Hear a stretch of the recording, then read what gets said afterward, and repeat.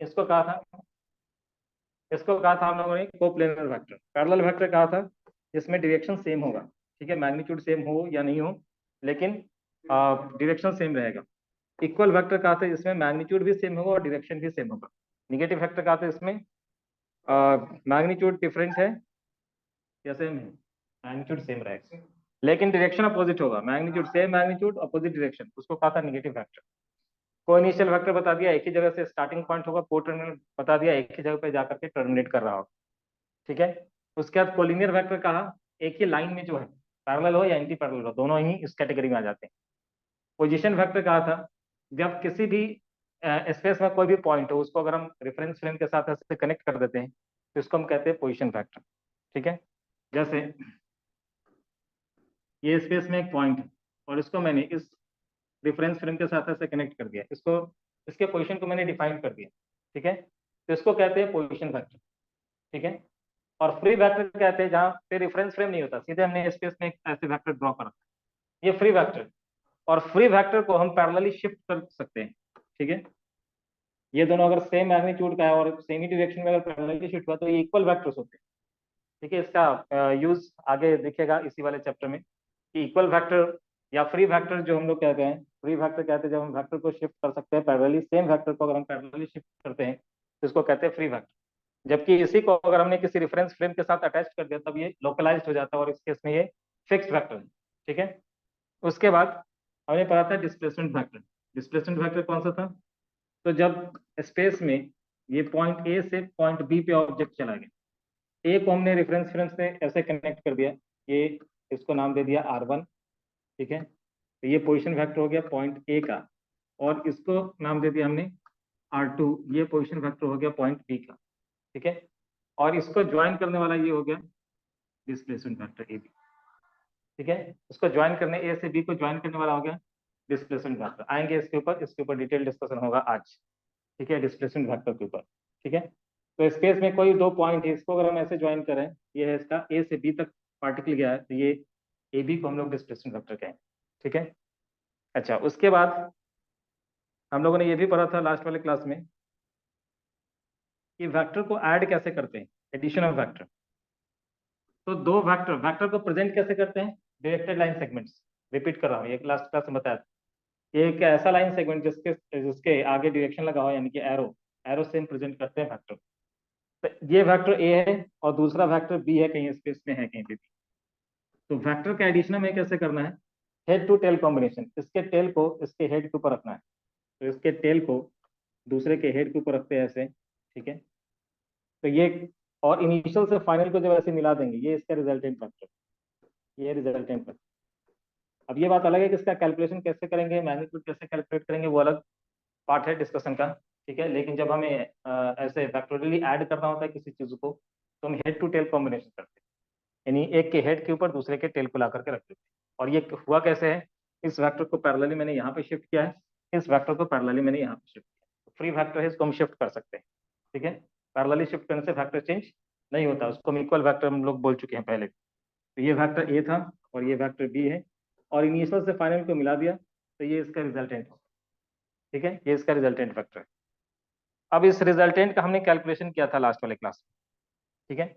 Last वाले class में हम लोगों ने कैलकुलेट कैसे किया था इसका रिजल्टेंट, ये वेक्टर ए, दूसरा वाला वेक्टर बी, ठीक है, और हेड टू टेल ऐसे हमने ज्वाइन कर दिया इसको, ठीक है। ये हो गया रिजल्टेंट वेक्टर आर, जो कि है ए प्लस बी, ठीक है।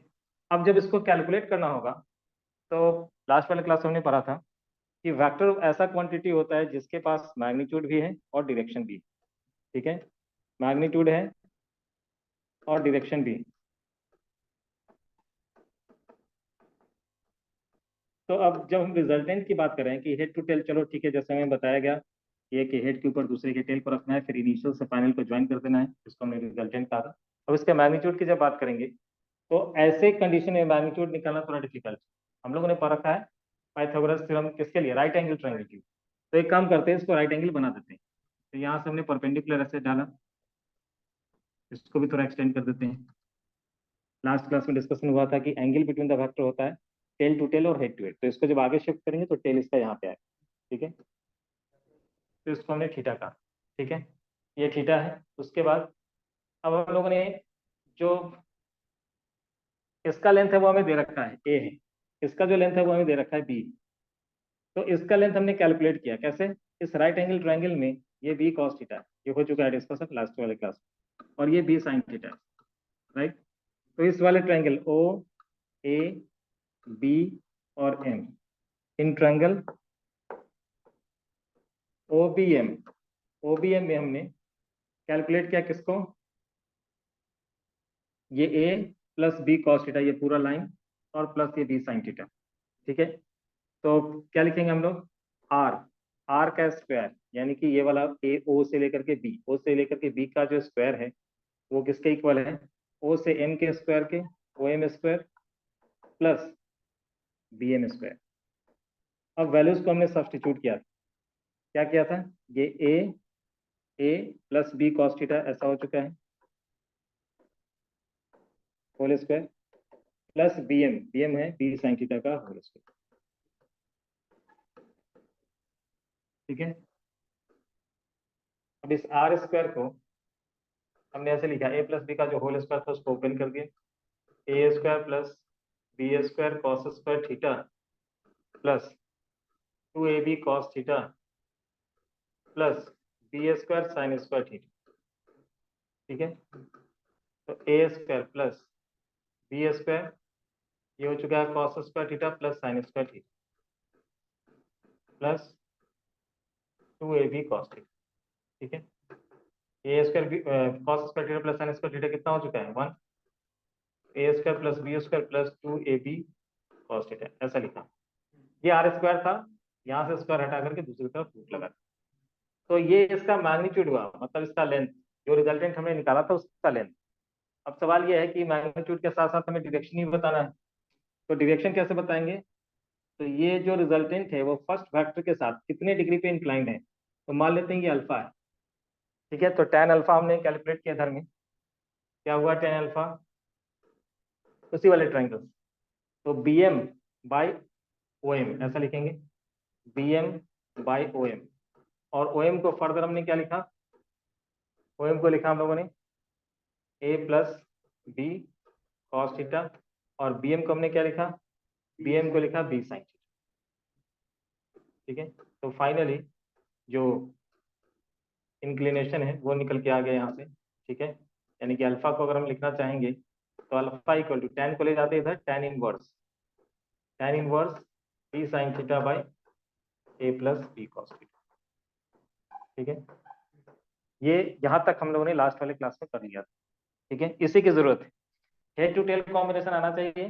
ठीक है, और उसके बाद ट्रायंगल लॉ को अप्लाई करने आना चाहिए। ट्रायंगल लॉ में बस और कुछ करना नहीं है, हमें इसको राइट एंगल ट्रायंगल बनाना है, और राइट एंगल ट्रायंगल बनाने के बाद इसका लेंथ कैलकुलेशन करना है, एंगल कैलकुलेशन करना है। ठीक है, मैंने बताया था ये लास्ट वाले क्लास में बहुत डिटेल डिस्कशन हुआ था, कि मैंने एग्जांपल दिया था कि अगर तुम्हारे फ्रेंड ने अगर इनवाइट किया है और सीधे कहा कि 5 किलोमीटर पे मेरा घर है आ जाना, तो तुम उसके घर तक कभी नहीं पहुंच पाओगे, क्यों, क्योंकि उसने डायरेक्शन स्पेसिफाई नहीं किया है।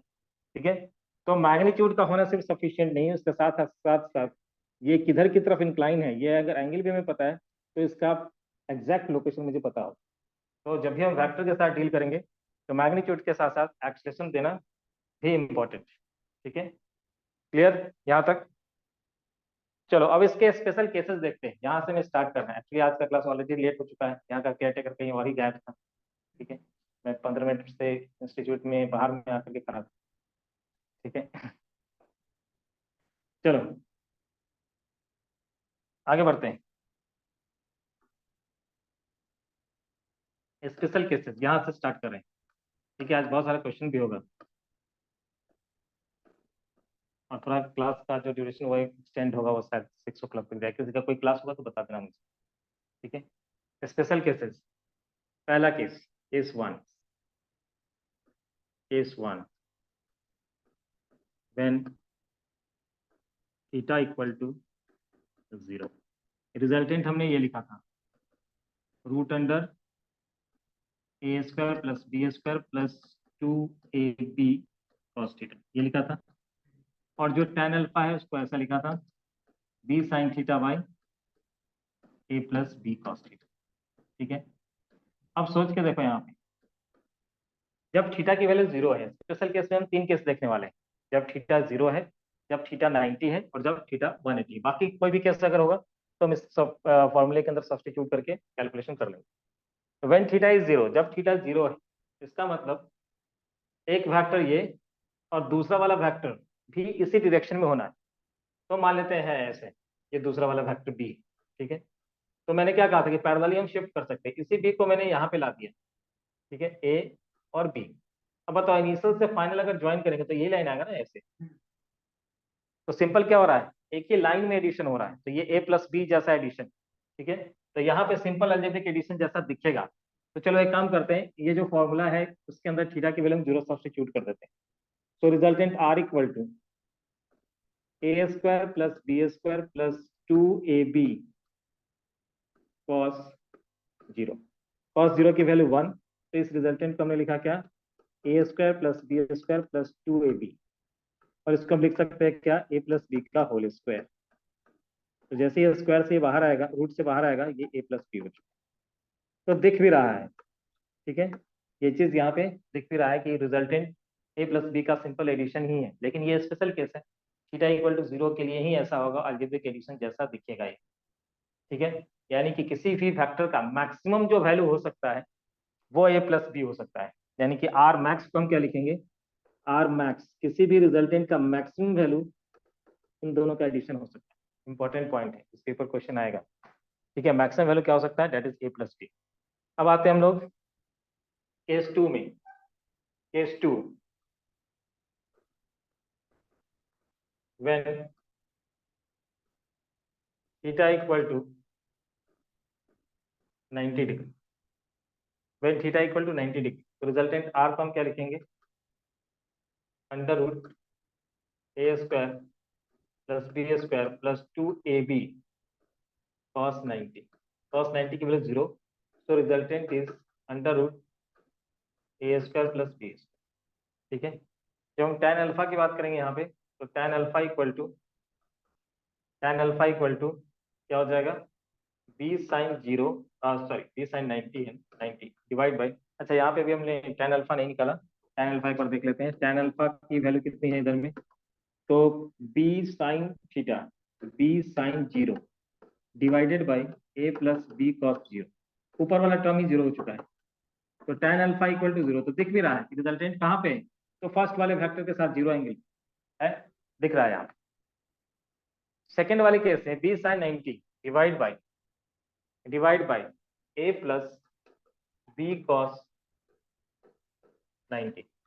इस वाले सिचुएशन में ये तो गया, बी कॉस 90 ये पूरा जीरो हो चुका है, बी साइन 90 भी हो चुका है, तो बी बाई ए। तो इस केस में अगर हमें कैलकुलेट करना पड़े कि कितना एंगल होगा, तो alpha equal to tan inverse B by, resultant का जो एंगल है वो फर्स्ट वाले वेक्टर के साथ कितने एंगल पे इंक्लाइन होगा।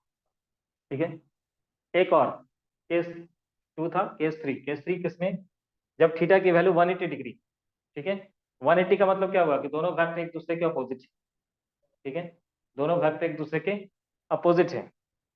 तो when theta is equal to 180 degree, case three में दूसरे पेज में कर रहा हूँ। ठीक है, सर 1 मिनट रुक जाइए। हाँ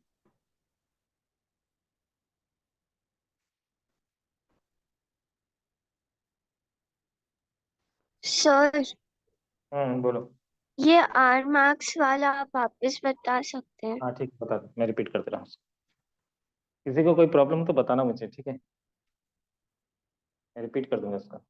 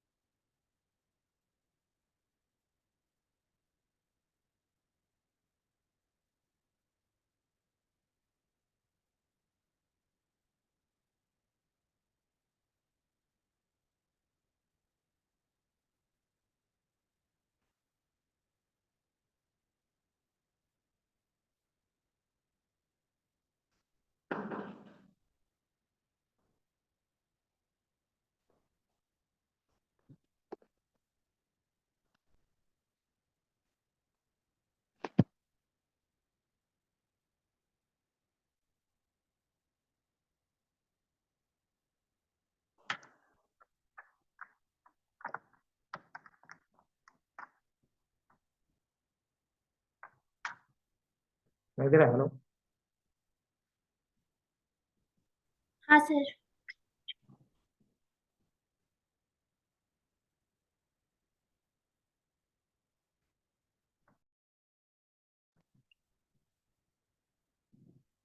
चलो,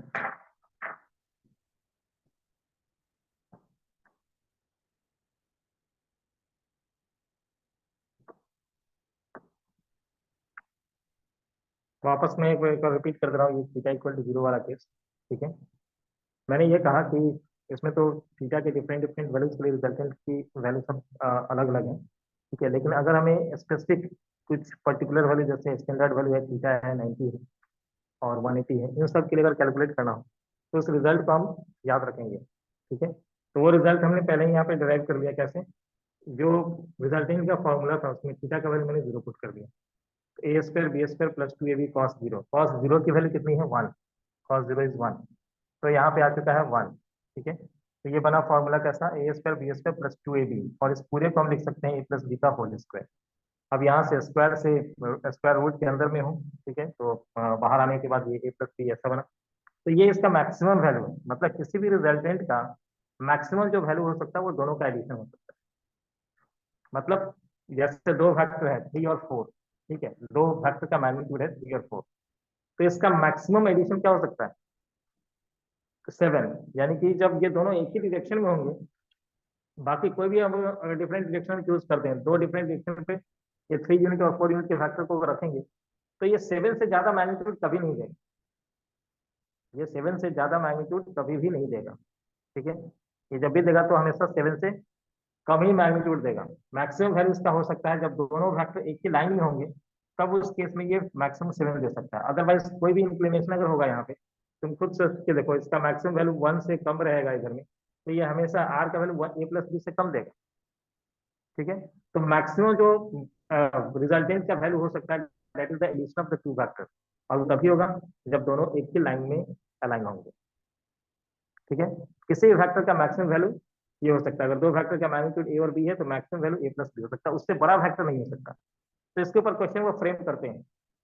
क्वेश्चन फ्रेम करेंगे ऐसा कि कौन सा फैक्टर, कौन सा कॉम्बिनेशन फैक्टर का पॉसिबल नहीं है। तो हम ऐसा देखते हैं कि अगर दो मैग्नीट्यूड उन्होंने दे रखा है, ठीक है, चलो एक क्वेश्चन ले लेते हैं, एक मैथ से, एलएन वाले मैथ से क्वेश्चन लेते हैं।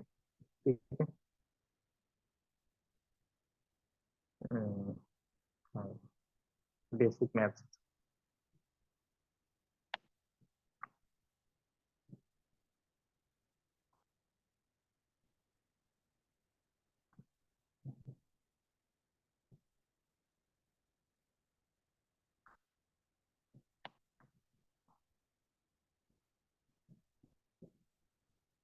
फैक्टर से क्वेश्चन लेते हैं हम लोग।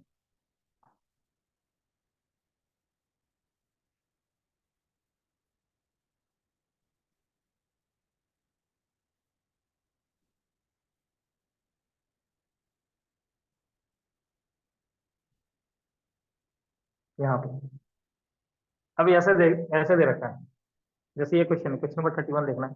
दिख रहा है सब लोगों को? The magnitude of pair of displacement vectors are given. Displacement vector का magnitude of pair of displacement vectors are given. Which pair of displacement vector cannot be added to give a resultant factor of 13 centimetre? कौन सा vector का combination है जो 13 centimetre cannot be added to give a resultant of 13 centimetre? बताओ कौन सा हो सकता है इसमें? तो मैक्सिमम जो वैल्यू हो सकता है रिजल्टेंट का वो ए प्लस बी हो सकता है, और मिनिमम जो भी हम लोग कैलकुलेट करने वाले हैं थीटा इक्वल टू 180 डिग्री पे होगा, वो ए माइनस बी होगा। तो दो फैक्टर है, ऐसे देखना है तुम्हें। 14 प्लस करना है, 16 प्लस फोर 20 हो रहा है। ऑब्वियसली 30 से ज्यादा है, लेकिन जैसे इसको हम सब्ट्रैक्ट करेंगे तो उससे कम हो गया ना? तो ये पॉसिबल है या नहीं है? ये पॉसिबल। 20 प्लस 7, 20 प्लस 7 करेंगे तो कितना होगा? 27, लेंगे 20 - 7 करेंगे तो 13, पॉसिबल। ठीक है, तो उसके बाद यहाँ पे 15 प्लस 1 16, और 15 - 1 14, ये पॉसिबल नहीं। क्यों नहीं है पॉसिबल? क्योंकि देखो इसको ऐड किया हमने तो 16 जो कि इससे ज्यादा है, और सब्ट्रैक्ट करने के बाद भी इससे ज्यादा है।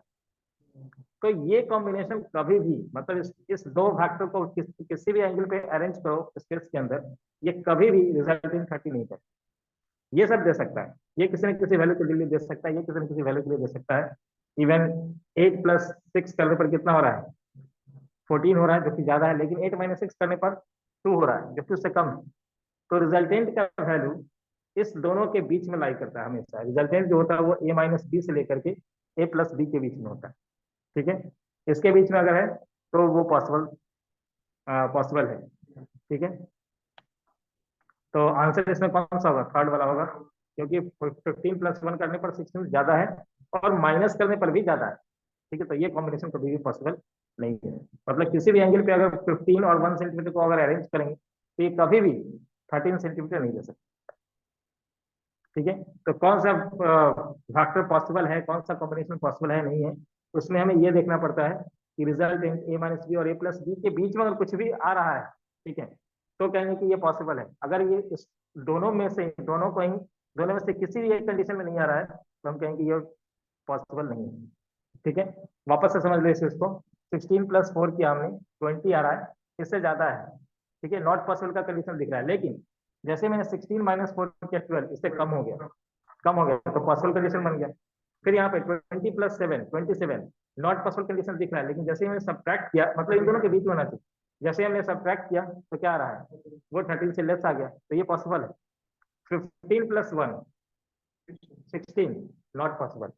और 15 - 1 किया तब भी 14, वो भी इससे ज्यादा है, तो नॉट पॉसिबल का कंडीशन यही होगा। ऐसे कॉम्बिनेशन कभी भी 13 सेंटीमीटर का रिजल्टेंट नहीं दे सकते किसी भी सर्कमस्टांस। क्लियर, बोलो सब लोग, क्लियर है? अरे हाँ या ना? हाँ सर। बाकी बाकी लोग के लिए ना? Yes sir. हम्म, चलो ठीक है।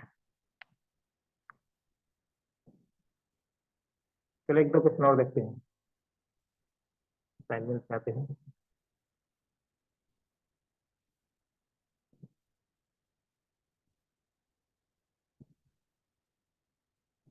पहले थर्ड वाला केस करने के बाद, थर्ड वाला केस क्या था?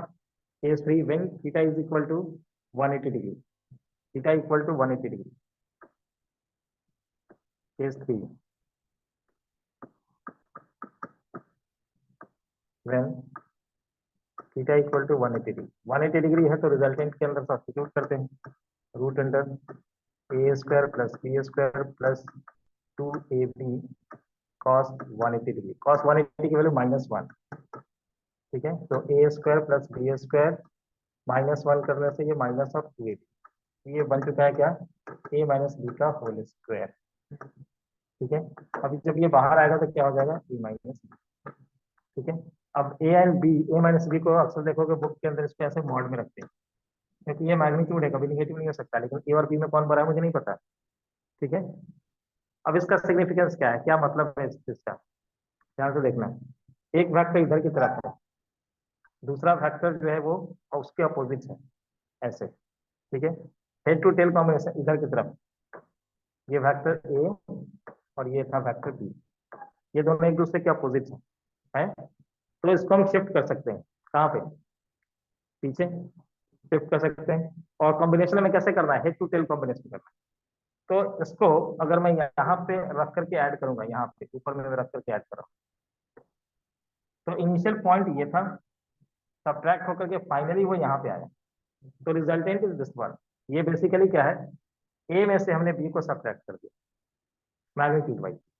रिजल्टेंट अभी कहाँ पे आ रहा है, ये रिजल्टेंट आ रहा है, ये आ रहा है तुम्हारा रिजल्टेंट इनिशियल से फाइनल को ज्वाइन करने के बाद। तो रिजल्टेंट जो आ रहा है वो तो कम आ रहा है ना, A - B करने के बाद आ रहा है। तो ये जब एक दूसरे के अपोजिट होंगे फैक्टर, तो उस केस में जो रिजल्टेंट होता है वो सब्ट्रैक्शन से मिलता है। तो मिनिमम जो हो सकता है किसी का, वो यही होगा A - B, जब 180 डिग्री पे इंक्लाइन होंगे तो मिनिमम होगा।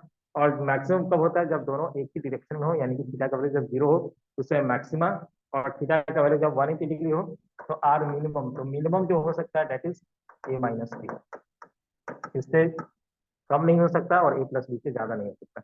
इसलिए ऐसा लिखा गया था, उस मैट में ऐसा लिखा था कि रिजल्टेंट जो होगा वो A - B और A+B के बीच में। ठीक है, रिजल्टेंट जो होगा वो ये मैक्सिमम वैल्यू और मिनिमम वैल्यू के बीच में होगा, मतलब इसके बीच में सारे पॉसिबल वैल्यूज, ये सारे पॉसिबल वैल्यू हो सकते हैं इन दोनों के बीच में। ए ठीक माइनस है, बी मॉड में क्यों है? हाँ मॉड में, चलो ठीक है, ये सवाल सही है। ए माइनस बी मॉड में इसलिए है क्योंकि ये हम लोग क्या बता रहे हैं, बताओ ये क्या बता रहे हैं, मैग्नीट्यूड बता रहे हैं, रिजल्टेंट का मैग्नीट्यूड बता रहे हैं। मैग्नीट्यूड कभी निगेटिव नहीं होता, मैग्नीट्यूड हमेशा लेंथ होता है। ठीक है, तो जब इसका रिजल्ट हम बता रहे हैं, अब बताओ यहाँ पे ए एंड बी, इधर में तो चलो ठीक है, ए बड़ा था, ठीक है, और बी छोटा था, तो ए माइनस बी पॉजिटिव आ गया। ऐसा भी तो हो सकता है कि ये वाला ही बड़ा हो सकता है या नहीं हो सकता? हो सकता है या नहीं हो सकता? हाँ। भाई A छोटा है और बी बड़ा है, ये जिसको सब्ट्रैक्ट करना वही बड़ा है। तो उस केस में अगर तुम सीधा ए माइनस बी करोगे, ये 2 यूनिट का है, ये 5 यूनिट का, तब क्या करेंगे, 2 - 5 करेंगे तो क्या आ जाएगा, -3। मैग्नीट्यूड हम बता रहे हैं, मैग्नीट्यूड को -3 नहीं बताएंगे हम, ये माइनस साइन का यहाँ पे सिग्निफिकेंस सिर्फ इतना है कि ये डायरेक्शन है किसके, इधर की तरफ। ठीक है, माइनस साइन का सिग्निफिकेंस यहाँ पे बस इतना है। लेकिन जब हम इसका रिजल्टेंट बताएंगे तो रिजल्टेंट पे हमेशा हमें, तुम खुद बताओ ना कि ये स्क्वायर किसी का निगेटिव हो सकता है क्या? तो ये निगेटिव, ये ऑब्वियसली एक पॉजिटिव नंबर है और उसका रूट निकाल रहे हैं, पॉजिटिव नंबर का रूट क्या होगा, पॉजिटिव नंबर होगा। ठीक है, तो ये हमेशा पॉजिटिव रखना है, इसलिए मैंने यहाँ पे ए और बी हमें नहीं पता भी कि इसमें कौन बड़ा कौन छोटा है। अगर बी बड़ा होगा तो ए माइनस बी अगर सीधा लिखेंगे तो उसमें हो सकता है कि वो निगेटिव आ जाए, लेकिन रिजल्टेंट किसी, मैग्नीट्यूड किसी का कैसे निगेटिव हो सकता है, इसलिए हमें इसको मॉड में रखना है। ठीक है, जो भी वैल्यू आएगा हम सिर्फ वो न्यूमेरिकल वैल्यू बता रहे हैं। क्लियर? हाँ हेलो, सर। हाँ। चलो ठीक। तो मैक्सिमम और मिनिमम, मतलब किसी भी रिजल्टेंट का मैक्सिमम जो वैल्यू हो सकता है that is a plus b, और मिनिमम जो हो सकता है that is a minus b, इन दोनों के बीच में ही रिजल्टेंट लाई कर रहा होगा। ठीक है, क्लियर है यहाँ तक? हाँ सर। अब लास्ट वाले क्लास में हमने ये पढ़ा था कि किसी भी वेक्टर को प्रेजेंट करने के लिए, याद करो, स्टार्ट यहाँ से किया था, ये तुम्हारा घर है, ठीक है, और 5 किलोमीटर पे तुम्हारे फ्रेंड का घर है, ठीक है, वो यहाँ पे। तो इसको हमने दो तरीके से प्रेजेंट किया था कि अगर उस पर्सन ने तुम्हें ऐसे कहा कि चलो तुम अपने घर से 37 डिग्री के एंगल पे, ठीक है, हॉरिजॉन्टल के साथ, मतलब ईस्ट वाले डायरेक्शन के साथ 37 डिग्री के एंगल पे 5 किलोमीटर आ जाना, मेरा घर मिल जाएगा। ठीक है, तो उसने डायरेक्शन भी बता दिया है 37 डिग्री, ईस्ट से 37 डिग्री, और 5 किलोमीटर कह दिया, तो हम यहाँ तक पहुंच जाएंगे। या फिर उसने ऐसा कहा कि तुम अपने घर से सीधा ईस्ट की तरफ जाना है ऐसे 3 किलोमीटर, और उसके बाद नॉर्थ की तरफ आना 4 किलोमीटर, 4 किलोमीटर, तब भी हम उसके घर पहुंच जाएंगे।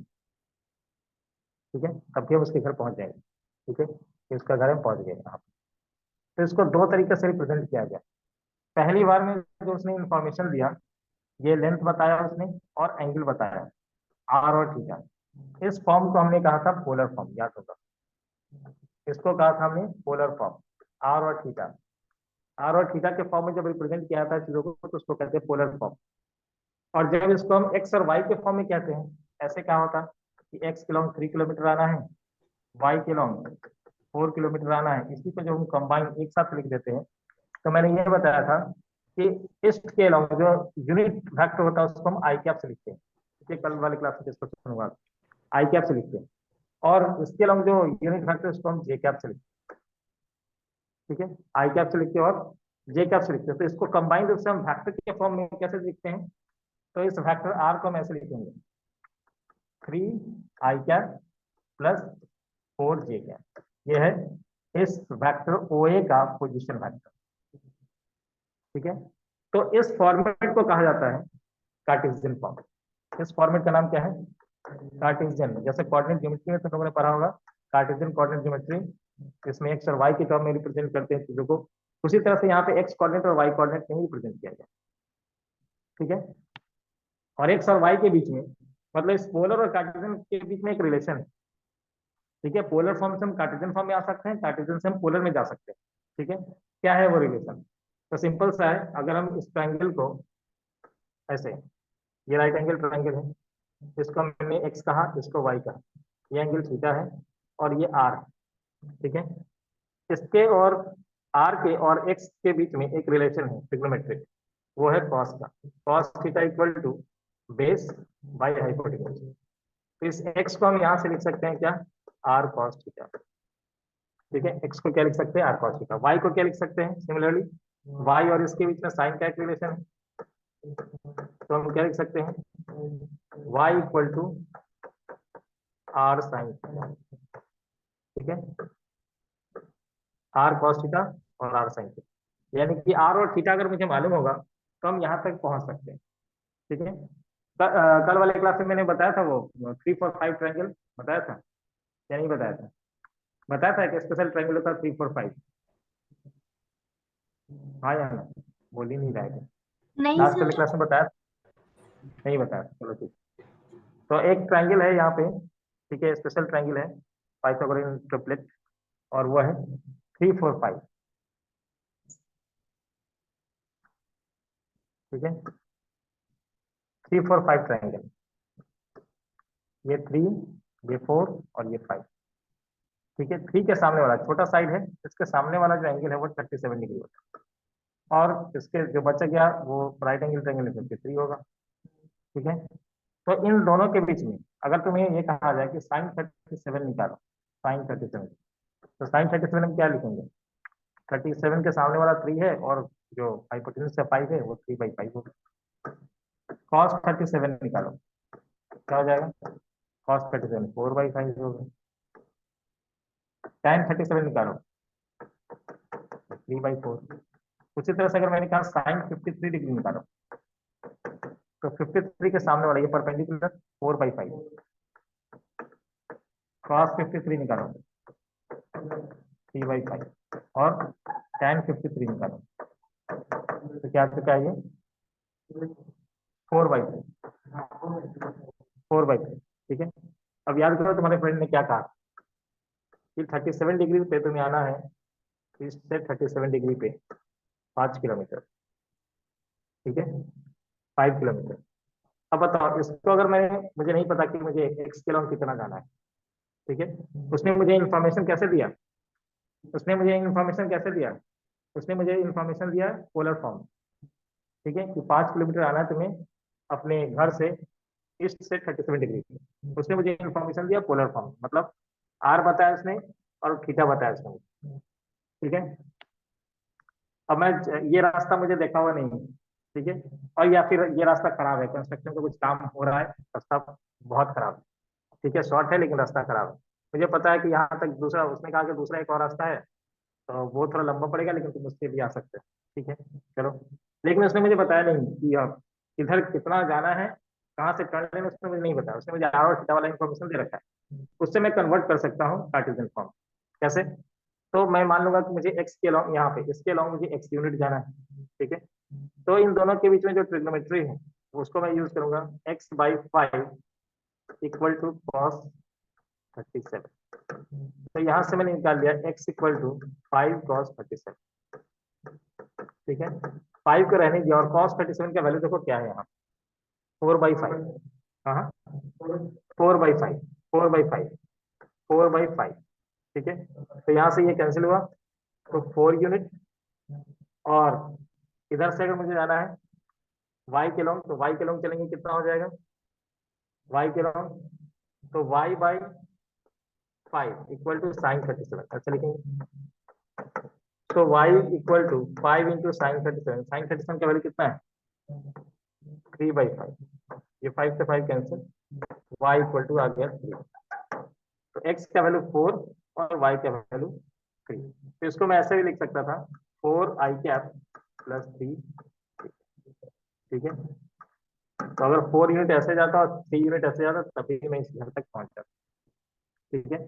तो कार्टेशियन और पोलर फॉर्म के बीच में एक रिलेशन, वो रिलेशन क्या है, तो उस रिलेशन को हम लोग ऐसे प्रेजेंट कर सकते हैं कि अगर ये आर है, अगर ये आर है, ये एंगल थीटा है, तो जो इसका एक्स कंपोनेंट होगा, इसको हम एक्स कंपोनेंट कह रहे हैं, एक्स इसके ऊपर जो प्रोजेक्शन है, ठीक है, वो एक्स कंपोनेंट कितना हो जाएगा, तो x by are equal to cos theta, तो x equal to are cos theta, ठीक है। और y की वैल्यू कितनी है, तो y इसको मैं कह रहा हूँ, तो y by are equal to sine theta. तो यहाँ से y को हम लिख सकते हैं r साइन। तो जो पोलर फॉर्म में था वो अब कार्टेशियन फॉर्म में आ चुका है, एक्स आई cap plus y j cap, और x की वैल्यू हम लिखेंगे r cos थीटा आई cap plus r sine theta जे कैप। ठीक है, जिनको नोट करना है जल्दी फटाफट नोट कर लो, अगर बैक जाना है तो बताओ, मैं बैक चला जाऊंगा अगर कुछ लिखना बाकी रह गया।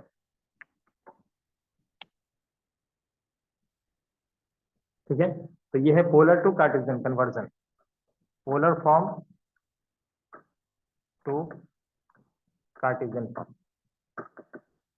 अब मैं क्यों कह रहा हूँ कार्टेशियन फॉर्म में लिखने, क्योंकि अभी तक जो तुमने एडिशन पढ़ा है फैक्टर का, उससे ज्यादा सिंपल एडिशन होता है कार्टेशियन फॉर्म। कार्टेशियन फॉर्म में एडिशन बहुत ही सिंपल होता है। ठीक है, कार्टेशियन फॉर्म में एडिशन जो होता है वो बहुत ही सिंपल होता है। ठीक है, कार्टेशियन फॉर्म में एडिशन बहुत ही सिंपल होता है। एडिशन सिंपल कैसे है, क्योंकि आई वाला आई के साथ ऐड होगा, जे वाला जे के साथ ऐड होता है, कोई दिक्कत ही नहीं है। ठीक है, ठीक है, कार्टेशियन फॉर्म में इसलिए कोशिश करना चाहिए कि अगर कार्टेशियन फॉर्म में है तो बहुत ही अच्छा है। देखो कार्टेशियन, अभी से पहले हमने एक ए बी थीटा ये सब के फॉर्म में जब था तब भी हमने रिजल्टेंट निकाला था, a square b square plus 2ab cos theta ऐसा कुछ। लेकिन जब सब कुछ कार्टेशियन फॉर्म में दे रखा होगा, यानी कि वो इस तरह से X axis long Y axis long ऐसे दे रखा होगा, तो उस केस में एडिशन बहुत आसान होता है। कैसे आसान होगा, तो उस केस में मैं दिखाता हूँ कि एडिशन अगर मुझे करना होगा कार्टेशियन फॉर्म में तो कैसे करेंगे। ठीक है, addition of vectors in Cartesian form.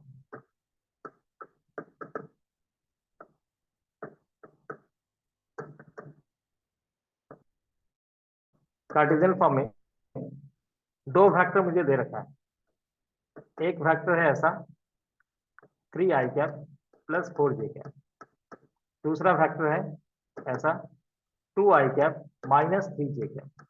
ठीक है, ये दो वेक्टर है। अगर मुझे कहा गया कि इसका रिजल्टेंट निकालो, तो रिजल्टेंट हम कैसे निकालेंगे, a plus b equal to, बहुत simple addition, 3 plus 2 5i cap और 4 माइनस 3 प्लस जे कैप, खत्म, रिजल्टेंट निकल गया। इस रिजल्टेंट के साथ एक खास बात क्या है कि जब कार्टेशियन फॉर्म में निकालते हैं तो और मुझे कुछ करने की जरूरत ही नहीं, अलग से मुझे डायरेक्शन निकालना है, इसके साथ ऑलरेडी डायरेक्शन लगा हुआ है। ठीक है, वो पता है मुझे कि एक्स एक्सिस पर मुझे कितना जाना है, वाई एक्सिस पर कितना जाना है, मुझे सीधे लोकेशन तक पहुंचा देगा। तो जब ऐसे हम रिजल्टेंट कैलकुलेट करते हैं तो सिंपल एडिशन होता है आई का आई के साथ, जे का जे के साथ। अगर 3 डायमेंशन में बात करेंगे तो के भी आ सकता है जेड एक्सिस पर। ठीक है, तो 5i का प्लस जे का ऐसे लिखेंगे, ऐसे लिखा, यानी कि जब मैं इस फॉर्मूला के टर्म में लिखूंगा तो ऐसे, तो मैंने एक न्यूमेरिकल वैल्यू अपने मन से ले लिया है। जब मैं इसी को जनरल फॉर्म में लिखूंगा तो ऐसे लिखूंगा, कैसे, ये हो गया ए एक्स आई कैप प्लस ए वाई, मतलब ए एलोंग वाई जे कैप, और दूसरा वेक्टर था क्या, एक्स के लॉन्ग, तो बी एक्स आई cap plus B Y j cap. अब इन दोनों को अगर मुझे ऐड करना है, ए प्लस बी करना है, तो क्या करूंगा, ए बी एक्स के साथ ऐड होगा, एक्स प्लस बी एक्स आई कैप प्लस ए Y plus B Y j cap. Subtraction अगर करना होगा तब भी आई का आई के साथ, जे का जे के साथ। ठीक है, मल्टीप्लीकेशन अलग ढंग से होता है। ठीक है, मल्टीप्लीकेशन जो वो अलग तरीके से होता है। मल्टीप्लीकेशन में आएंगे, वेक्टर का मल्टीप्लीकेशन सिंपल मल्टीप्लीकेशन नहीं है, इसमें डॉट और क्रॉस प्रोडक्ट ये सब चीज सीखना में, लेकिन एडिशन सब्ट्रैक्शन बहुत सिंपल। ठीक है, इसी तरह से अगर हमें सब्ट्रैक्ट करना हो दो वेक्टर को तो क्या लिखेंगे, ए माइनस बी अगर लिखना हो तो क्या, ए एक्स माइनस बी एक्स आई कैप प्लस ए Y minus B Y J cap. ठीक है, तो ये वेक्टर का एडिशन हुआ कार्टेशियन फॉर्म में। ये जो रिजल्टेंट हम लोग कैलकुलेट करें कार्टेशियन फॉर्म में, तो कार्टेशियन फॉर्म में एडवांटेज है, क्या एडवांटेज है, इसमें ऑलरेडी डायरेक्शन लगा हुआ होता है। कार्टेशियन फॉर्म में अगर किसी ने, देखो अगर तुमने एक मैग्नीट्यूड वाले फॉर्म में लिखा आंसर और उसमें तुमने डायरेक्शन नहीं बताया, tan अल्फा कैलकुलेट नहीं किया, तो वो मार्क्स काट लेंगे। लेकिन अगर तुमने कार्टेशियन फॉर्म लिखा और ऐसे लिखा आंसर को, तो इसमें दोनों ही ऐसे मार्क्स काट ही नहीं सकते तुम्हारे। ठीक है, इसमें डायरेक्शन ऑलरेडी मेंशन किया हुआ है कि आई कैप के लॉन्ग कितना जाना है, जे कैप के लॉन्ग कितना जाना है। ठीक है, तो ऐसा एडिशन हम लोग करते हैं किसमें, जब कार्टेशियन फॉर्म में गिवन रहे तब। तो कोशिश करना चाहिए कि कार्टेशियन फॉर्म में अगर दे रखा है या कन्वर्जन पॉसिबल है तो कार्टेशियन फॉर्म में क्वेश्चन को सॉल्व करें। ठीक है, क्लियर यहाँ तक? पोलर फॉर्म कार्टेशियन फॉर्म में डिफरेंस समझ में आ गया। अब आ जाते हैं कि चलो ठीक है, कार्टेशियन फॉर्म में कन्वर्ट करने में आ चुका है, ठीक है, लेकिन कभी कभी क्वेश्चन में वो आर और थीटा के जब टर्म में देते हैं इंफॉर्मेशन को, तो कुछ इस तरह का देंगे। चलो मैं डीपीपी शेयर कर रहा हूँ एक बार, ठीक है, या चलो डीपीपी शेयर करते हैं, तो उससे पहले एक ये वाला कॉन्सेप्ट कर लेते हैं।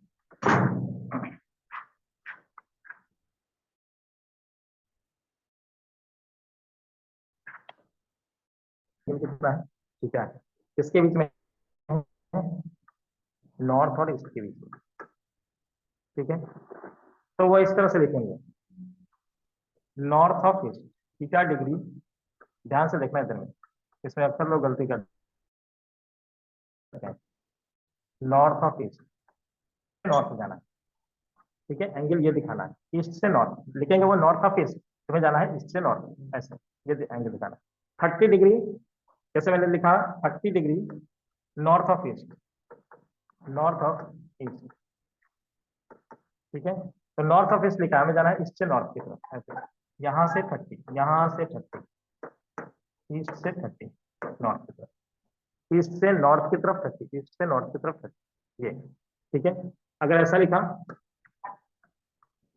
60 डिग्री साउथ ऑफ वेस्ट, बताओ कौन सा लिखेंगे, कैसे लिखेंगे, साउथ ऑफ वेस्ट, तो वेस्ट से साउथ, पहले ऐसे बना लो इधर में, नॉर्थ साउथ ईस्ट वेस्ट।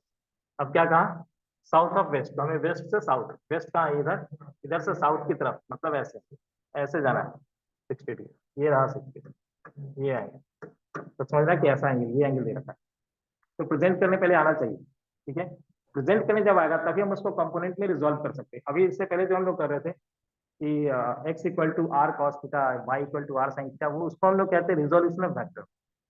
मैंने क्या बताया तुम्हें कि वेक्टर या इंफॉर्मेशन जो है वो दो तरीके से दिया जा सकता है, आर थीटा के फॉर्म में दिया जा सकता है या फिर कार्टेशियन फॉर्म में दिया जा सकता है, ठीक है, तो कार्टेशियन फॉर्म में अगर है तो सब कुछ आसान है, उसका एडिशन रिजल्टेंट एडिशन निकालना बहुत आसान होता है, ठीक है, लेकिन इसलिए वो जनरली ज्यादातर क्वेश्चन में कार्टेशियन फॉर्म में नहीं देंगे, तुम्हें रिजॉल्व करना पड़ेगा, ये आना चाहिए, रिजोल्यूशन आना चाहिए, रिजोल्यूशन ऑफ वेक्टर जिसको नहीं आता है उसको पूरे फिजिक्स में प्रॉब्लम होने वाला है, लेकिन जिसको रिजोल्यूशन ऑफ वेक्टर आता है वो जैसा फैक्टर वो लोग बताएंगे वो तुरंत उसको रिजॉल्व करके एक्स और वाई कंपोनेंट में ये कर देगा, उसका जैसा भी जो भी काम करना है वो फटाफट जल्दी से सॉल्व हो जाए, ठीक है। तो अभी जो हम लोग आ रहे हैं वो रिजोल्यूशन ऑफ वेक्टर में आ रहे हैं, ठीक है, रिजोल्यूशन ऑफ वेक्टर्स,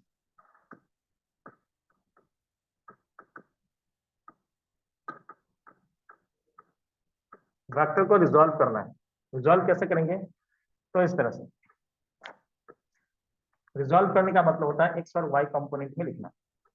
अगर ये एंगल थीटा है तो अभी मैंने जो एग्जांपल दिया था, एक्स की वैल्यू सीधा R cos theta and Y की वैल्यू आर साइन थीटा, ठीक है, तो हम सीधा क्या लिखेंगे, vector R equal to X I cap plus Y J cap, ठीक है, और इसी को हमने लिख दिया यहाँ पे कैसे, आर कॉस थीटा आई cap plus R sine theta जे कैप, ये रिजॉल्व हो गया, ये रिजॉल्व हो गया एक्स और वाई कंपोनेंट। उसी तरह से कभी वो ऐसे देंगे एंगल, देखना यहाँ पे ध्यान देना, जैसे अभी दे दिया इन्होंने यहाँ से, ये कोई वेक्टर ए है सपोज, ठीक है, ये कोई वेक्टर ए है, इसको रखा कहाँ पे, नॉर्थ साउथ ईस्ट वेस्ट, ठीक है, नॉर्थ ऑफ वेस्ट में उन्होंने एंगल थीटा पे रखा। अब इसका लोकेशन अगर तुम्हें बताना है, इसका लोकेशन बताना है, मतलब पॉइंट ए का लोकेशन बताना है, उन्होंने क्या दिया कि ए यूनिट है जो नॉर्थ ऑफ वेस्ट में थीटा पे है, north of west theta degree north of west, तो हम वेस्ट से नॉर्थ की तरफ जाएंगे ऐसे, हमने उसको कार्टेशियन ऐसे मतलब पेपर पे ऐसे लोकेट कर दिया, अभी कार्टेशियन फॉर्म में नहीं लिखा है, हमने जस्ट उसको पेपर के ऊपर लोकेट कर दिया कि वो बताना क्या चाह रहे हैं, जैसे कहा कि 30 डिग्री थीटा डिग्री कहाँ, नॉर्थ ऑफ वेस्ट, तो हमने वेस्ट से नॉर्थ की तरफ थीटा डिग्री को दिखा दी, बोला कि कितना है वेक्टर, तो ए यूनिट का वेक्टर, ठीक है। अब इसको जब हम कार्टेशियन फॉर्म में लेकर के जाएंगे तो ऐसे लिखना है, इस बार थोड़ा संभल के, आर इक्वल टू, पहले एक्स निकालो, ये देखना है, इसको इसको हमेशा साइन के साथ लेते हैं, ये निगेटिव एक्स है और ये वाला पॉजिटिव वाई है, ये वाई पॉजिटिव है लेकिन एक्स नेगेटिव है, तो जब हम इसको रिजॉल्व करेंगे तो ऐसे लिखेंगे X equal to minus A cos theta, ठीक है।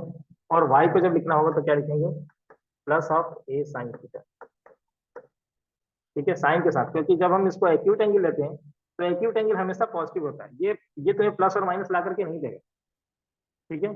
इसलिए जिस क्वाड्रेंट में है उस क्वाड्रेंट के हिसाब से प्लस माइनस लगा दें।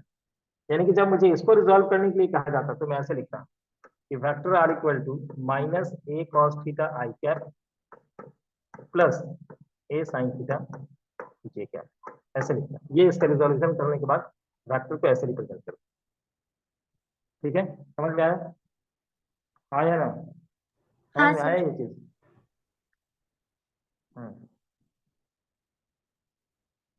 चलो ठीक है। एक मैं को दे रहा हूँ क्वेश्चन, उसको तुम लोग रिजॉल्व करके बताना मुझे कि कितना है, ठीक है। रिजोल्यूशन के बाद ये कितना है, या फिर मैं डीपी पे शेयर कर रहा हूँ, ठीक है।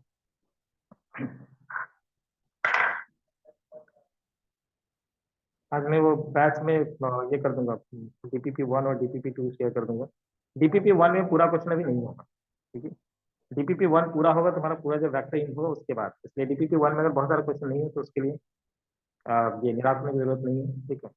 वो आगे करके हो जाएगा, मतलब ये चैप्टर इन होते होते वो सारा क्वेश्चन बन जाएगा। लेकिन डीपीपी 2 डीपीपी 3 ये सब में पूरा पूरा क्वेश्चन बनना चाहिए, ठीक है।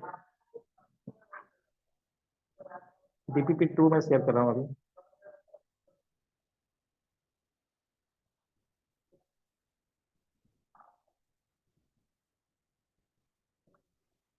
रिजोल्यूशन वेक्टर,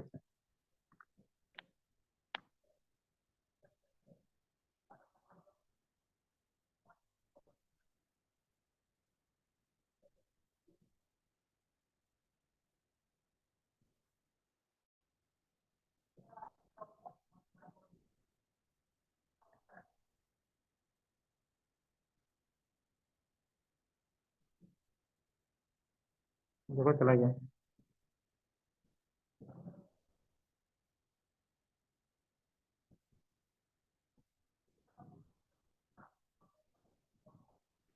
जिसको अगर नहीं मिला हो तो बताना मुझे, क्या नहीं मिला तो कर देना।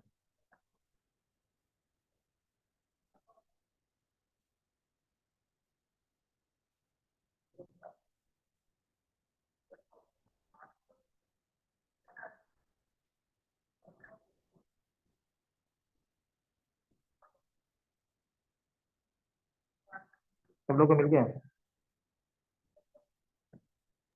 हाँ व्हाट्सएप सर। पे चेक करना।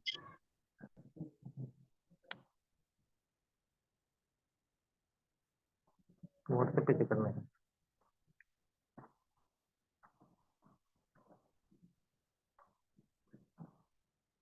मिल गया सब लोग को, किसी को नहीं मिला हो तो बताना मुझे, मैसेज कर दो कि हाँ नहीं मिला।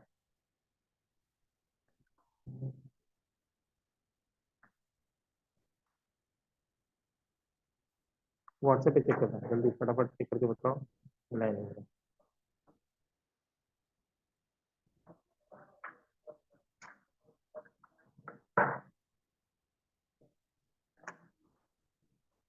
मैं कोशिश करता हूँ इसको बोर्ड पे इंपोर्ट करने की।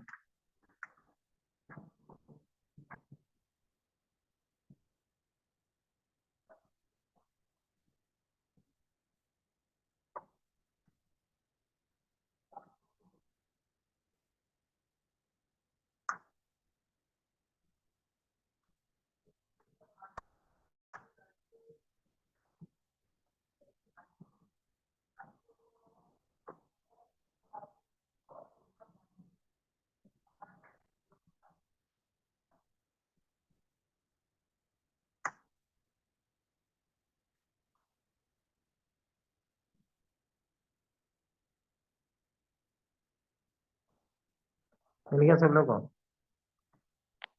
डीपीपी 2 गया होगा, ठीक है। 1 में अभी शेयर कर दूंगा फिर इसके बाद।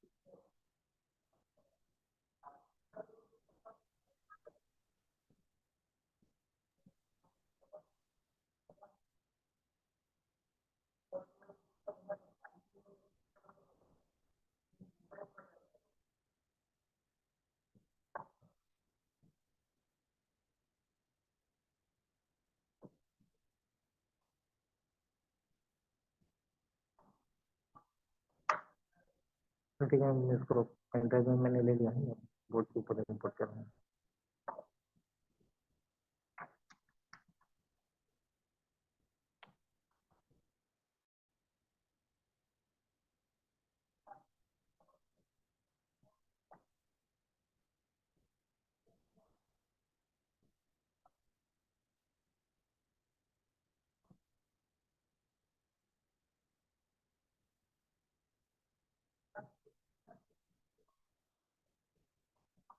वेक्टर देखो यहाँ पे वेक्टर DP2 दिखाई देगा तो बताना।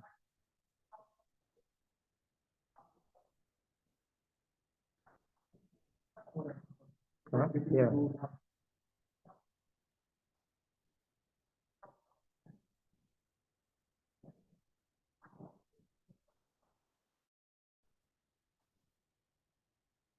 ये क्या होगा तुम लोग को, ठीक है। इस वाले में रिजोल्यूशन के पहले कुछ क्वेश्चन है, ये ऑलरेडी हम लोग डिस्कस कर मतलब थ्योरी में डिस्कस कर चुके हैं, क्वेश्चन तो भले भी डिस्कस नहीं हुआ होगा। यूनिट वेक्टर का मैग्नीट्यूड कितना होता है, 1 यूनिट, ठीक है। तो कौन सा ऑप्शन इसमें सही है, फर्स्ट वाला, ठीक है। यूनिट वेक्टर आएंगे इसके ऊपर, अभी नहीं, सेकंड वाले क्वेश्चन पे अभी नहीं। The direction of unit vector I cap का यूनिट वेक्टर का डायरेक्शन किधर की तरफ है, पॉजिटिव एक्स एक्सिस के लॉन्ग, तो along the positive x direction. The direction of unit vector J cap का किधर की तरफ है, तो पॉजिटिव वाई एक्सिस के लॉन्ग, वाई बी वाला ऑप्शन करें।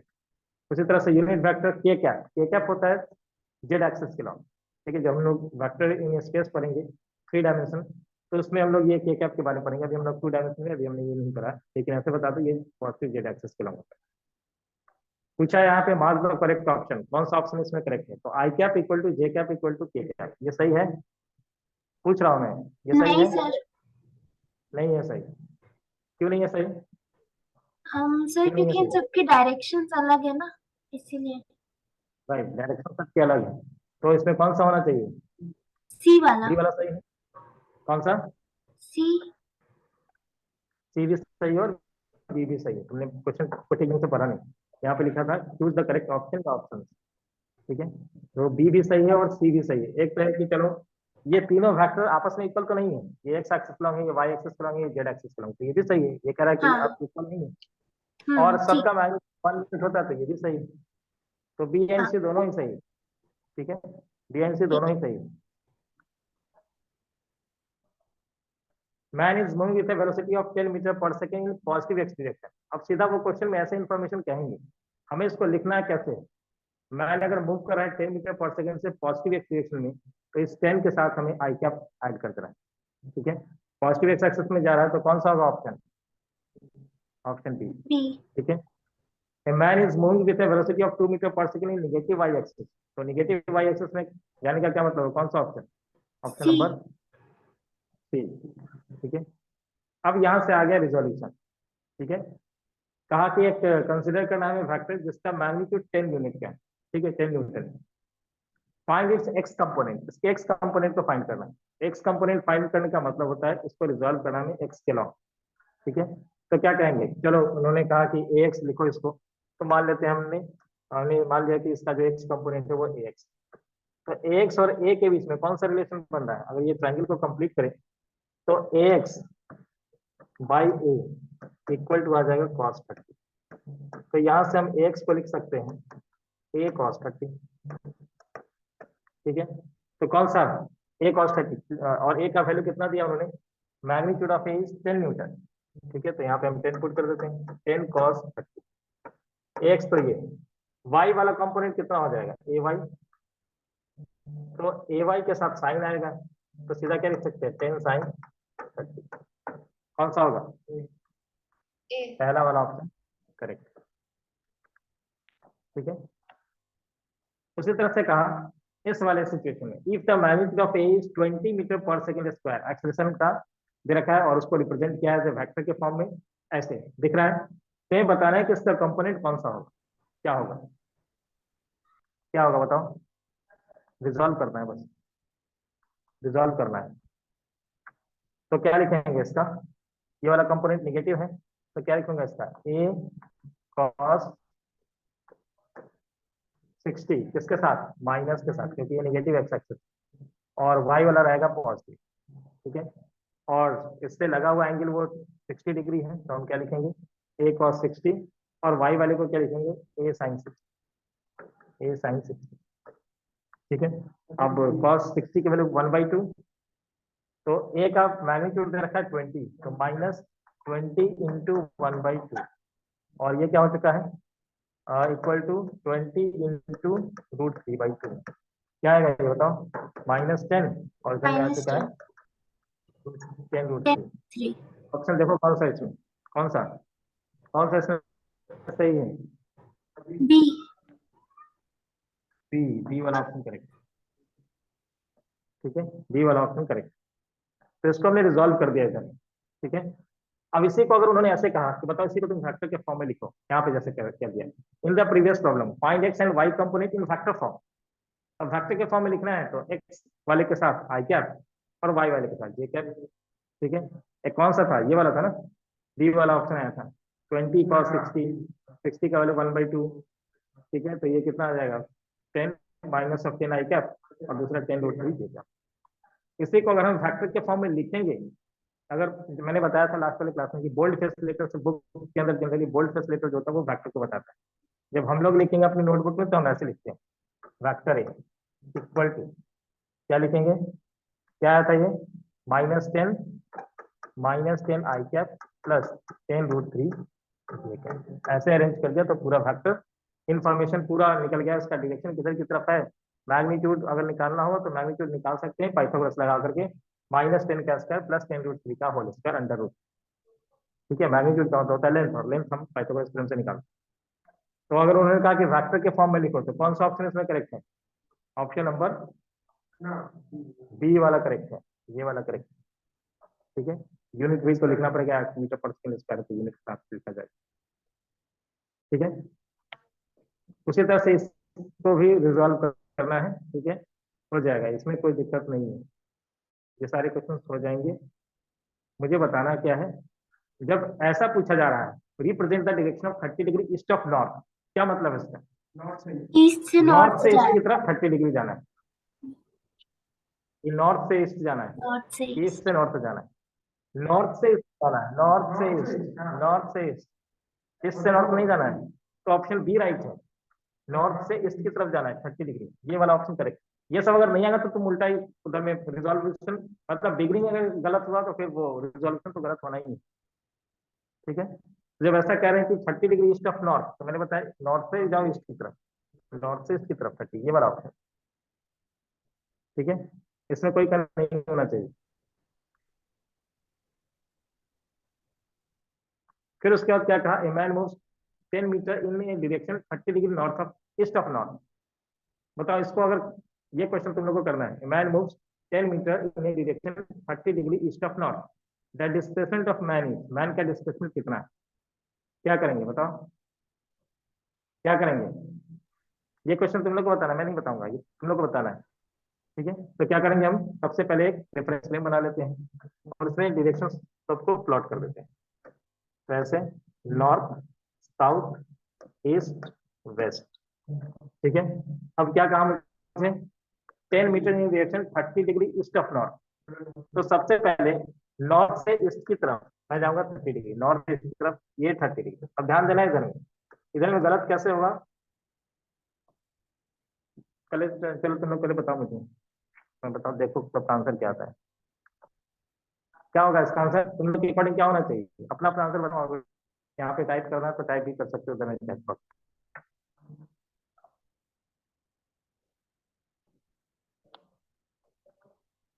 क्या होना चाहिए,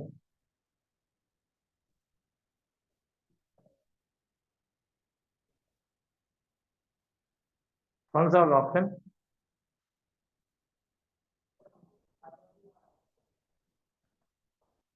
ऑप्शन कौन सा होगा।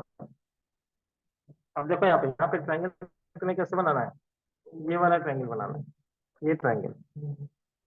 ठीक है, तो अब इसके साथ इस बार y के साथ cos कंपोनेंट आ रहा है, देखो यहाँ पे ध्यान रखना है, y के साथ इस बार cos कंपोनेंट आएगा, और x के साथ, क्योंकि x 90 के साथ ये एंगल के सामने आ गया, एंगल के सामने है तो ये परपेंडिकुलर हो गया, परपेंडिकुलर के साथ जो रिलेशन होता है वो किसका होता है, साइन का रिलेशन होता है। तो इस बार x को हम क्या कहेंगे, पॉजिटिव तो है, इसका आलेख कितना है 10, तो 10 साइन 30 आई कैप, ठीक है। और जो y है उसको हम क्या कहेंगे, माइनस क्यों, माइनस क्यों, ऊपर जा रहा है, तो 10 cos 30 जे कैप। तो ऐसा नहीं कि x कंपोनेंट हमेशा cos वाला कंपोनेंट x कंपोनेंट होता है, ये कोई जरूरी नहीं है। अगर हॉरिजॉन्टल के साथ एंगल दे रखा होता तो x वाला कंपोनेंट cos कंपोनेंट, लेकिन इस बार उन्होंने चेंज कर दिया, क्या कहा, वर्टिकल के साथ एंगल दे दिया। तो वर्टिकल के साथ, इसलिए साइन कॉस कंपोनेंट कौन सा होगा, एक्स वाला होगा वाई वाला होगा, इस चक्कर में पढ़ना नहीं, ट्रायंगल बनाना है और वहां से निकाल लेना है साइन होगा कि कॉस होगा। तो इसके अकॉर्डिंग आंसर क्या होना चाहिए, हाँ, इस स्पेशल विभाग के बनाने से क्या लिखूंगा, ए वाला ऑप्शन, ठीक है। 10 साइन 30 आई कैप प्लस 10 कॉस 30 जे, ठीक है, ये वाला इसका आंसर वापस राइट समझा है। सकते, हाँ हाँ सब वापस समझा सकते एक बार। हाँ, मैं एक बार रिपीट कर देता हूँ इसको, ठीक है। चलो मैं बोर्ड पे आ रहा हूँ। क्वेश्चन यही था, सर सी भी होगा ना साथ में? मैं बता रहा हूँ, मैं वापस इस बार इसको रिपीट कर दे रहा हूँ। क्वेश्चन में क्या बोला गया था, क्वेश्चन में कहा गया था कि मैन का जो डिस्प्लेसमेंट है वो 10 मीटर है, किधर की तरफ, किधर की तरफ, 30 degree east of north, east of north, east of north, 10 metre east of north, 30 degree east of north, ये कहा गया था ना, 30 degree east of north.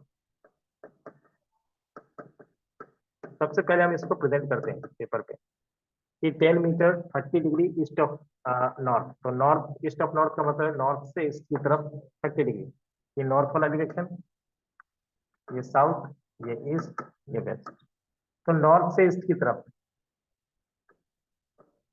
30 degree हो गया, और इसका लेंथ हमने 10 मीटर लिख दिया, ठीक है, जो भी है।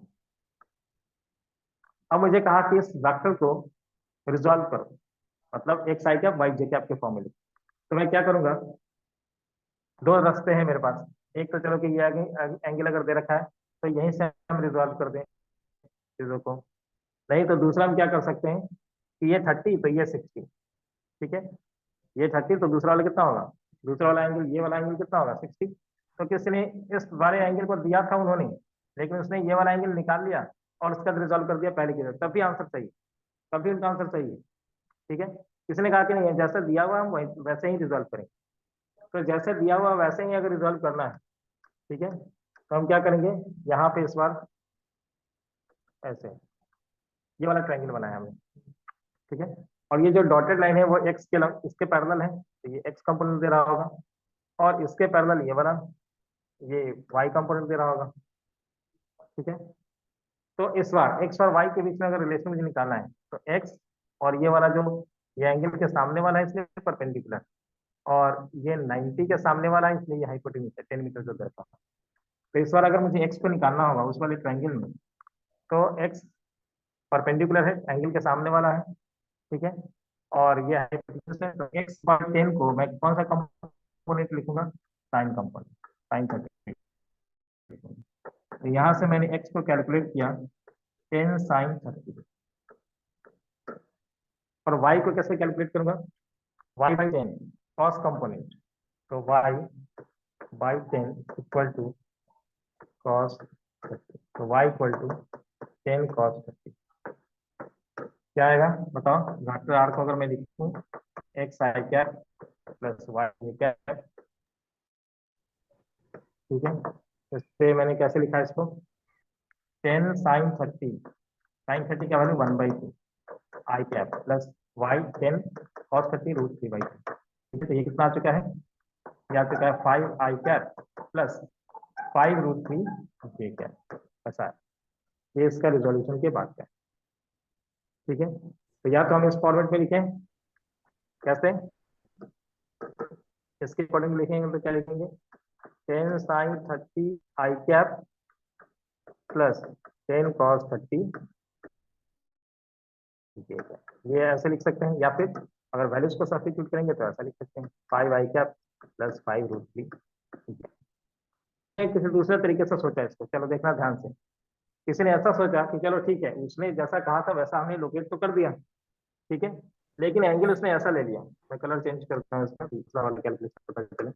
ठीक है, तो उसने सोचा ऐसे कि ये 60 डिग्री, ठीक है, उसने ये सोचा कि अगर ये 30 है, लोकेट उसने जैसा क्वेश्चन कहा था वैसा ही किया, लेकिन कैलकुलेशन उसने अपने हिसाब से किया। उसने कहा कि चलो हॉरिजॉन्टल के साथ एंगल ये कितना है, तो उसको हॉरिजॉन्टल पे एंगल एंगल करने का था। ठीक है, तो उसने कहा कि चलो ये 30, तो ये हो गया 60, ये वाला तो 10 ही है, तो उसको वो क्या लिखेगा, ये वाला नए वाले ट्रायंगल में वो क्या लिखेगा, वो कहेगा कि ये वाला बेस है, ये हाइपोटेन्यूज है, ये 90 बन रहा है। ठीक है, तो वो कैसे लिखेगा एक्स को, वो लिखेगा एक्स को x/10 इक्वल टू, वो कॉस कंपोनेंट लिखेगा cos 60। ठीक है, तो यहाँ से उसका कैलकुलेशन क्या हुआ, 10 cos 60। अभी भी देखो ये उतना ही है, cos 60 का वैल्यू 1/2, ये 5 नहीं आया अभी। और अगर उसने y को कैलकुलेट किया ऐसे कि सामने वाला है ये परपेंडिकुलर हुआ होगा, तो y/10 को वो लिखेगा sin 60। तो यहाँ से y क्या लिखा है, 10 sin 60। अब साइन 60 की वैल्यू √3/2, तो याद किया 5√3। अभी भी आंसर चेंज नहीं हुआ, जब मैंने वेक्टर r को लिखा तो ये आ रहा है 5y प्लस 5√3। और पहले भी अगर मैंने रिजॉल्व किया था तो सिंपल मैथ्स है इसमें। ठीक है, जो ट्रायंगल जो अब कौन सा स्टूडेंट कौन सा ट्रायंगल को बना लेकर के बनाता सॉल्व करता है उससे फर्क नहीं पड़ेगा, आंसर चेंज नहीं होगा। ठीक है, हाँ, लेकिन कंपोनेंट में तुम्हें ये ध्यान रखना है कि जो लगा हुआ रहेगा, जैसे ये 30 है और 30 से लगा हुआ है, तो 30 के टर्म में अगर हम लिखेंगे तो ये कॉस कंपोनेंट होगा, सामने वाला साइन कंपोनेंट होगा। ये 60 है और 60 से लगा हुआ ये बेस है, तो ये वाला कॉस कंपोनेंट है 60 के टर्म में, ये वाला साइन। ठीक है, तो कॉस और साइन के चक्कर में नहीं पड़ना है, जो होगा क्वेश्चन में ऑप्शन के हिसाब से वो डिसाइड कर ले। ठीक है, क्लियर है सब लोगों का ये, या फिर डाउट है कुछ, है सब लोग? पूछता हूँ तो बताया करो, माइक अनम्यूट करके बोलो कि हाँ ठीक है क्लियर है। Yes sir. हम्म, हाँ सर क्लियर है। चलो, लोग ऐसे बैठे हैं तब तक इस वाली दुनिया में क्लास को थोड़ा इंटरेक्टिव रखो, बोला करो। माइक अनम्यूट करने का ऑप्शन तुम इसलिए दिया ताकि उधर से तुम बोल सको, नहीं तो वन वे कम्युनिकेशन में यहाँ पर माइक अनम्यूट, ये क्या कहते हैं, ब्लॉक कर देता है, तो फिर बोलने का मौका ही नहीं मिलता। ये भी कर सकता था, अनम्यूट करने का ऑप्शन दिया है तो बोला करो उधर, या अगर कोई क्वेश्चन है तो पूछा करो। और अगर कुछ है कि हाँ इसमें पीछे जाना है, छूट गया, तो वो सब भी बताया करो कि हाँ मुझे अभी लिखना बाकी रह गया। ठीक है, चलो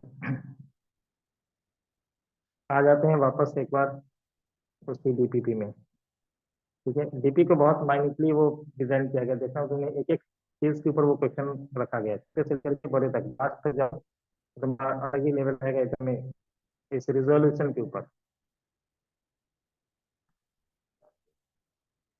अभी ये रिजोल्यूशन 2D है, उसका रिजोल्यूशन 3D एक और डीपीपी मिलेगा। टोटल वेक्टर के अंदर 5 डीपीपी मिलने वाले हैं, 5 डीपीपी टोटल वेक्टर के अंदर। ठीक है,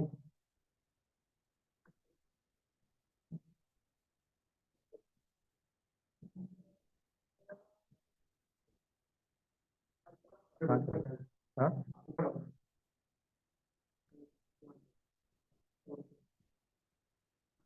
और बाद में जब क्लास खत्म हो जाए तो उसका पीपीटी बना हुआ ऑलरेडी, एक मतलब 5 से 10 मिनट पूरा पूरा रिवाइज भी करा दूँ। ठीक है, ऑलरेडी प्रिपेयर्ड है, यहाँ पे दिख रहा होगा क्लास 11th पीपीटी।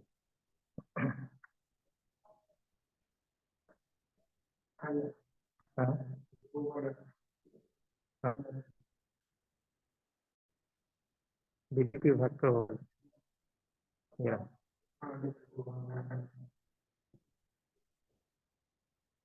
ठीक है, चलो उसी को फिर उन्होंने कहा कि एक्स किलो कितना, वाई किलो कितना है, आसान है। Represent the north east direction, north east. अब आ जाते हैं इसके ऊपर, नॉर्थ ईस्ट का क्या मतलब है, नॉर्थ ईस्ट नॉर्थ वेस्ट ऐसे अगर देंगे तो उसका क्या मीनिंग। ठीक है,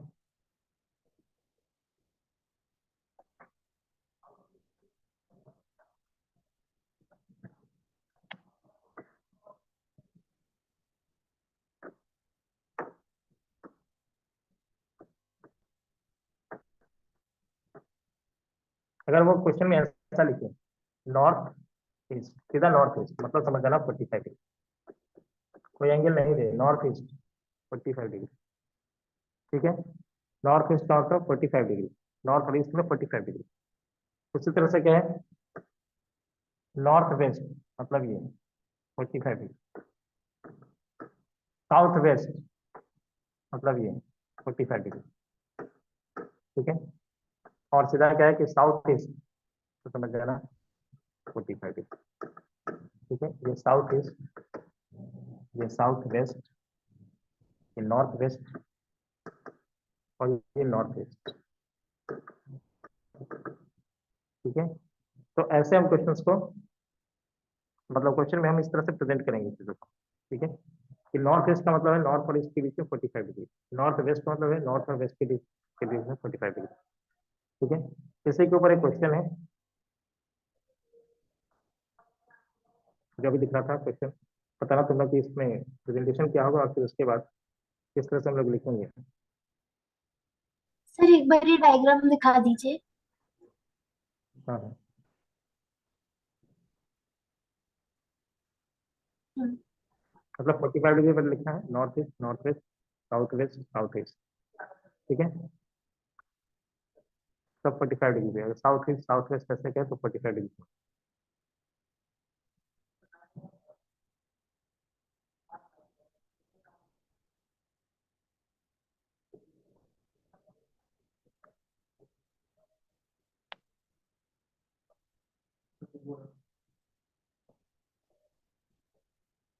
अब यहाँ पे पूछा है represent the north east direction, north east direction कौन सा है इसमें, बताओ, ए नॉर्थ ईस्ट डायरेक्शन कौन सा, फर्स्ट वाला, ठीक है, नॉर्थ ईस्ट डायरेक्शन 45 डिग्री।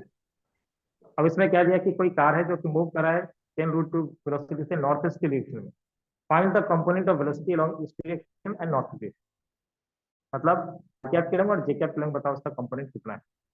तो क्या करना है हमें, इस चीज को कंपोनेंट में रिजॉल्व करना है, कंपोनेंट में अगर रिजॉल्व करेंगे तो कैसे रिजॉल्व करेंगे, बताओ, इसका मैग्नीट्यूड कितना दिया रखा है 10 रूट टू, 10 रूट इसी को वो कह रहे हैं सॉल्व करो, तो ये वाला चीज हो जाएगा 10 रूट टू कॉस 45, ठीक है, और ये हो जाएगा 10 रूट टू साइन 45, ठीक है। अब साइन कॉस 45 की वैल्यू कितनी है 1 रूट टू, ठीक है, ये कैंसिल 10 10 आई कैप और ये भी रूट टू कैंसिल कर देगा, तो 10 जे कैप, यानी एक्स के लॉन्ग 10 और वाई के लॉन्ग भी 10, ठीक है। तो ये इसका आ गया रिजॉल्व करने के बाद, अगर इसी को हमें फैक्टर के फॉर्म में लिखना होता, ठीक है, तो क्या लिखते हैं 10 आई कैप प्लस 10 जे, ठीक है, ऐसे फैक्टर के फॉर्म में present represent the direction along 60 degree south of west, 60 degree south of west का कौन सा होगा डायरेक्शन, कौन सा दिख रहा है, बी सुनिधा सुनिधा नहीं, उधर से पूछे कौन सा होगा, अनम्यूट करो और नन बताओ। Of these, none of these. एक मिनट तुम्हारा नाम सुनीता है, सर, बी वाला ही तो होगा। सुनीता से पूछे, हाँ बताओ क्या है, सर सी। लावण्या से नहीं पूछा, सुनीता से पूछा है, सॉरी सर। कौन सा सर कौन सा ऑप्शन ऑप्शन, सी। ऑप्शन नहीं सी, एक साउथ ऑफ वेस्ट का है ना, साउथ ऑफ वेस्ट, वेस्ट से साउथ की तरफ जाना, वेस्ट से साउथ की तरफ जाना, वेस्ट से साउथ की तरफ जाना, वेस्ट से साउथ की तरफ, ऑप्शन बी, ठीक है। पहले तो ये पहचान लेंगे, तुम लोग इसमें गड़बड़ करो तो फिर represent the direction along the south west, south west क्या है तो कौन सा ए होगा, साउथ और वेस्ट के बीच 45 डिग्री, ऑप्शन है, ठीक है, जिससे पूछूंगा वही बताना। नियति, नियति बताओ, A man moves 20 metre in direction 30 degree north of, सब लोग अपना आंसर सोच के रखना, किसी का नाम बोल सकता हूँ। A man moves 20 metre in a direction 30 degree north of west, represent displacement in the form of unit vector, unit vector के फॉर्म में इसको प्रेजेंट करना, क्या लिखेंगे, नियति से पूछना, सर सुन एक रही, मिनट कर रही हूँ। हाँ टाइम लो कोई बात नहीं, सब लोग अपना आंसर सोच के रखना। सर इसके पहले वाला एक बार वापस समझा सकते हो आप?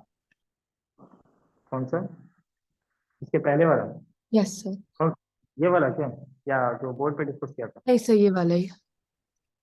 ये वाला साउथ वेस्ट कहाँ है? ठीक है, साउथ वेस्ट के लिए मैंने बताया कि साउथ ईस्ट साउथ वेस्ट ऐसा जब कहें तो साउथ और वेस्ट को जो कहाँ पे है, साउथ यहाँ पे है, वेस्ट यहाँ पे है, साउथ यहाँ पे, सब जगह पे साउथ वेस्ट ऐसा ही रहे। ठीक है, तो साउथ और वेस्ट में जब सीधा कुछ एंगल नहीं देते हैं उस केस में मैंने कहा था कि 45 डिग्री पे होता है हमेशा। तो साउथ वेस्ट वो कह रहे हैं, कोई एंगल दिया नहीं, तो हम कौन सा ऑप्शन लगाएंगे? फर्स्ट वाला। ओके सर, ठीक है। अब उसी बेसिस पे उन्होंने कहा कि man moves 20 metre in direction 30 degree north of west. North of west का कौन सा? पहले तो उसको प्रेजेंट करना सीखो। नॉर्थ ऑफ वेस्ट में कैसे हम लिखेंगे, कैसे दिखाएंगे नॉर्थ ऑफ वेस्ट को? तो नॉर्थ, साउथ, ईस्ट, वेस्ट, हमें जाना किधर से है? 30 डिग्री जाना है। नॉर्थ ऑफ वेस्ट का है, हम उल्टा चलेंगे, वेस्ट से नॉर्थ की तरफ। तो वेस्ट से नॉर्थ की तरफ 30 सर डिग्री ऑप्शन मतलब ए होगा। देखते हैं, देखते हैं। ऑप्शन ए क्यों कहा? ये मैंने क्या कहा था कि तुम्हें विथ साइन लेना है, तो ये तो नेगेटिव होना चाहिए और ये ऊपर वाला पॉजिटिव होना चाहिए क्वाड्रेंट के हिसाब से। ये हाँ हाँ, साइन का ही गलती करी। गड़बड़ हो रहा है, ठीक ठीक करके बताओ। हाँ हाँ, ठीक है। तो इसमें हम लोग कैसे लिखेंगे? 20, ये 20 है, और ये वाला कंपोनेंट कॉस कंपोनेंट ट्रायंगल अगर से बनाया तो ये बेस है लगा हुआ, तो 20 कॉस 30 और आगे माइनस लगा देना है। ठीक है, क्योंकि एक्स कोऑर्डिनेट में ये नेगेटिव, नेगेटिव एक्स। ठीक है, और यहाँ पे आई कैप लिख सकते हैं, और वाई वाला कंपोनेंट पॉजिटिव है, तो ये हो जाएगा 20 साइन 30। ठीक है, ऐसा कौन सा है? वैल्यू सब्स्टिट्यूट कर दो। चलो साइन कॉस वाला तो यहाँ पे माइनस नहीं लगा हुआ है, वैल्यू अगर सब्स्टिट्यूट करें cos 30 की वैल्यू √3/2 कैंसिल हो गया 10√3, ये वाला दिया। सर अभी मेरा दूसरा क्लास है तो आप रिकॉर्डिंग भेज देंगे? हाँ हाँ, सर अभी मेरा नहीं मैं केमिस्ट्री। खत्म कर रहा हूँ इसको, एंड कर रहा हूँ, इसको एंड कर रहा हूँ, अच्छा इसको मैं ठीक एंड कर रहा हूँ। ठीक है। ठीक है, चलो ठीक है, तो आज के लिए हम लोग यहीं तक रखते हैं। ठीक है, ये वाला जो डीपीपी है, ठीक है, वो ट्राई करना है। अभी इसमें नहीं आना है, ठीक है, सिचुएशन 2 से हम लोग नेक्स्ट वाले क्लास में डिस्कस करेंगे। और पहले वाले का रिकॉर्डिंग जिन लोगों का छूट गया वो मैं भेज देता हूँ ताकि वो देख करके रहें, और फर्स्ट वाला डीपीपी भी शेयर कर दूंगा। ठीक है, चलो आज के लिए सर हम्म। सर आप में क्लास का रिकॉर्डिंग कहाँ पे मिलेगा? अगर तुम कहोगे तो मैं वो लिंक शेयर कर दूंगा, वो एक्चुअली वन ड्राइव में सेव होता है, उसका लिंक जाएगा। ठीक है, उस लिंक पे क्लिक करोगे तो तुम और देख सकते हो। सर आप आज के क्लास का एक बार भेज सकते हैं? ठीक है, मैं सेंड कर दूंगा, मुझे मैसेज कर देना व्हाट्सएप पे, मैसेज कर दूंगा। हाँ। ठीक है।